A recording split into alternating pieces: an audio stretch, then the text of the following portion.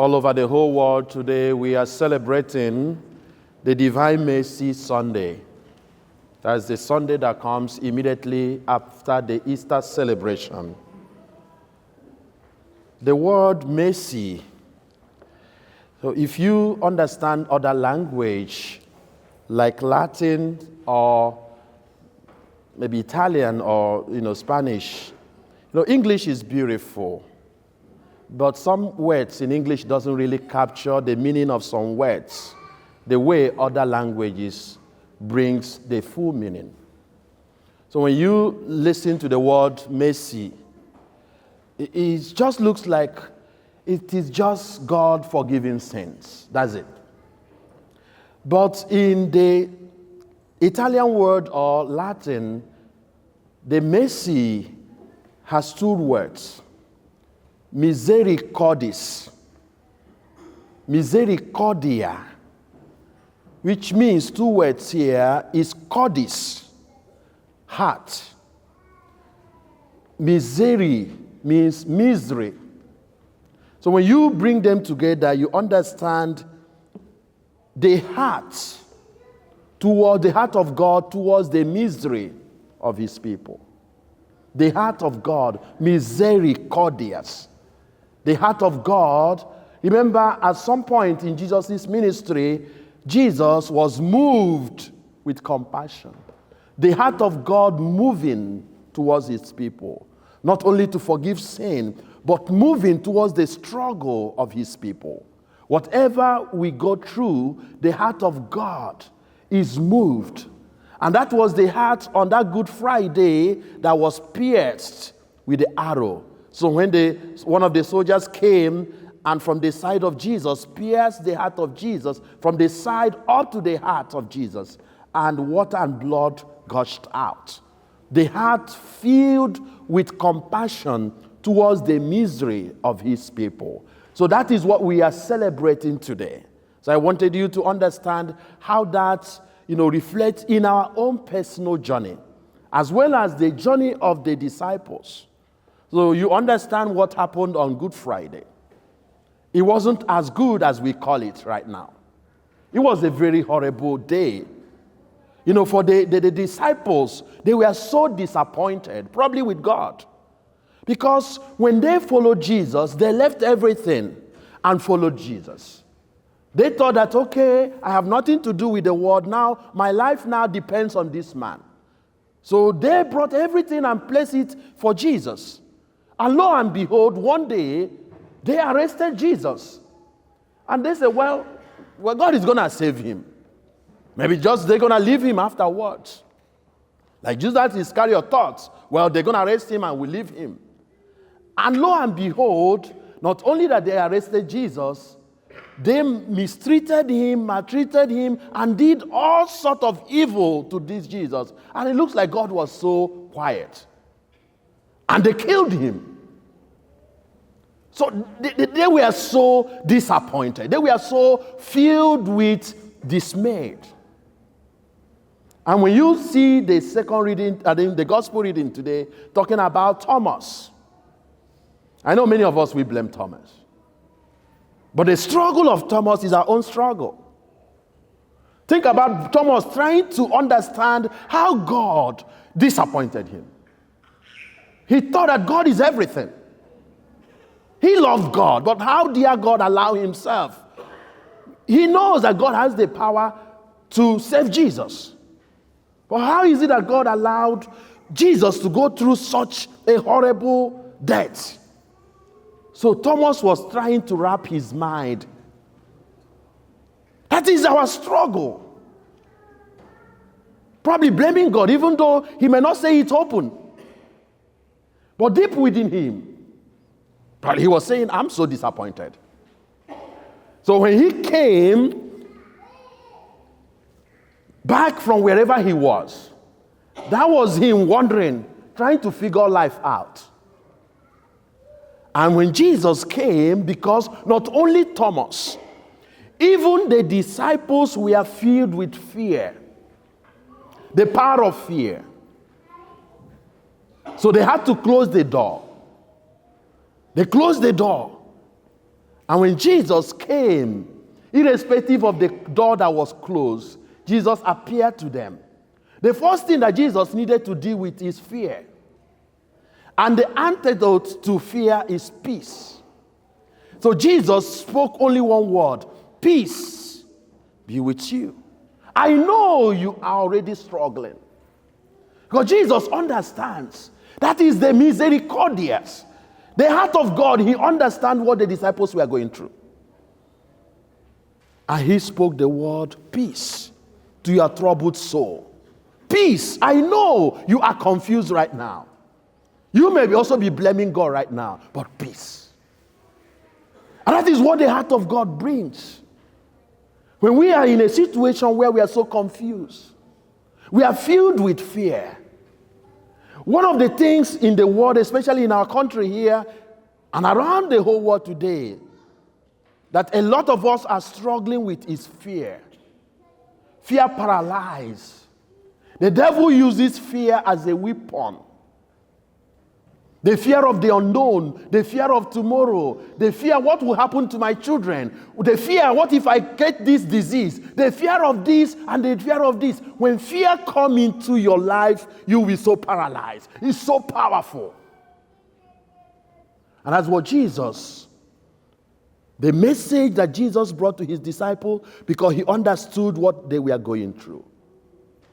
He said, peace, be calm, chill. The children said what? Chill, mom, chill. They said, just chill. Relax. It will be okay. So that's a message that Jesus brought in the moment of difficulties for the disciples. They were so afraid. And you read the second reading that we read today, he says, do not be afraid. I am the beginning. I am the end. Do not worry for nothing. Just relax. Before anything happens, I have seen it. The beginning and the end. Nothing could be more reassuring than that. Peace. Be not afraid. So even when Thomas returned back, and they told him Jesus came, I will not believe you.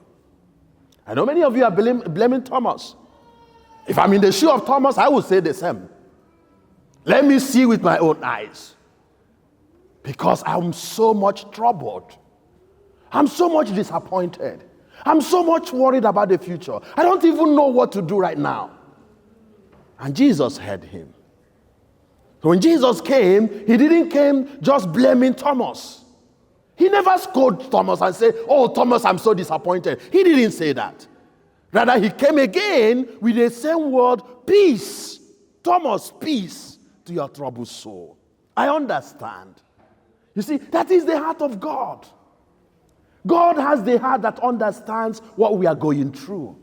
He's not the God that comes to scold us, to blame us. No, he understands the struggle, the fear that we are being confronted most of the times. And he says, Thomas, I heard what you said. I understand you, Thomas. The heart filled with compassion, misericordice, towards the struggle of Thomas. The unbelief of Thomas is not that he did not believe that God exists. He was struggling with his own demons. But he needed Jesus to calm the demons with peace. And Jesus said, peace to Thomas. And Thomas responded, you know, Lord, that you are everything to me. You know I can do nothing without you, Lord. And that's the best part of it. Thomas was not trying to pretend to be what he's not. He brought his struggle before the Lord. Because the Lord sees every struggle of each and every one of us. Many of us in America today, the fear is one of the things, the anxiety is rising. Some people wake up in the morning looking at the investment and say, oh my God, this thing is dropping again. This thing is dropping again. And then their blood pressure goes up. What am I going to do if I retire? Who's going to take care of my children? What my future look like? What if A, Y, and Z? This economy is going bad way. What's going to happen to me? The struggle keep on rising, the anxiety. And one of the things that kill people in our country here is not, probably other countries will be people not having enough to eat. People die here because they eat too much. And the second thing that kills people quickly is anxiety. Actually, that one that kills even faster. Do you know how many people that died out of fear during the COVID? Because it came like a demon. Tried to grab them. They were struggling. And a lot of people are still not out of that demon of COVID. Because that is not even the disease itself, it is the anxiety that comes with the disease. The fear that comes with the disease. It looks like something is working against you. But the second reading says today, do not be afraid. Before it happens, I have seen it. Because I am the beginning and the end. Nothing takes God by surprise. There is no situation, even the future. Who is going to take care of my children? Now this person is no longer here. My wife is not here. My husband is not here. Who is going to do A, Y, and Z? God says, chill. Peace. Peace. What is going to happen when I retire? What if I get sick? I thought God would have saved me from this. What if I did not marry? What if I did not do A, Y, and Z? What if I did not get this job? What's going to happen? The anxiety keep on going. And the more you have anxiety, the more restless you become. And the best part of it is God misericordies. God does not come to blame or to condemn. He comes and he speaks the same word again as he speaks it even right now to a troubled soul. Peace, peace, peace. I get it. I know you are so much overwhelmed, but peace. That is what the Lord brings. That is what the celebration is all about. The heart of God that is so understanding. The heart that so cares whatever it is you are going through. God is never a God of indifferent. God is never indifferent of all your struggle, of all your worries, of all your problems. Even in the midst of the turbulence, God, Jesus always appear and say, calm, peace. And that is what you and I need today. I bet you need peace. Peace in the family. Peace in the family. Peace in the soul. A lot of people do not sleep at night. Do you know how many people are drinking a sleeping pill? They couldn't sleep at night. Because they're so much worried. All night thinking about the future. Thinking about what tomorrow holds. But God is the God of tomorrow. Not only that he is the God of tomorrow, he has the control over tomorrow, over the future. Some young people said, well, I don't know what to do with my future. You are right. Because you can't handle the future. But the one who has risen from the dead, he has the power over the future. He can handle the future. And that is the one that calls us to himself. The heart of God, a place of refuge. That is the only place you can find peace. You can't buy peace in the marketplace. You will never. Because peace is the greatest gift of God. And that is what Jesus speaks to you and I. To the troubled soul, whatever it is that you are going through, whatever that confuses you, whatever that keeps you awake at night, whatever that makes you to tremble, Jesus speaks peace. Relax. Chill. It will be okay. And like Thomas, when Thomas realized that all he needed is that peace. My Lord and my God. And we pray in this mass, dear brothers and sisters, in the moment of trials, in the moment that it looks like everything is working against you, in the moment it looks like every door is shut against you, in a moment like it looks like nothing works, peace. Remember, you have a God who owns tomorrow, who has the power over tomorrow. As we are being reminded today, do not be afraid. I am the beginning and I am the end. Before anything happens, the Lord sees it. But the question is, never allow your trouble to drive you away from God, because then the situation will be worse. No matter what, never leave the presence of God, because that is the only place that assurance comes from. That is the only place refuge is assured.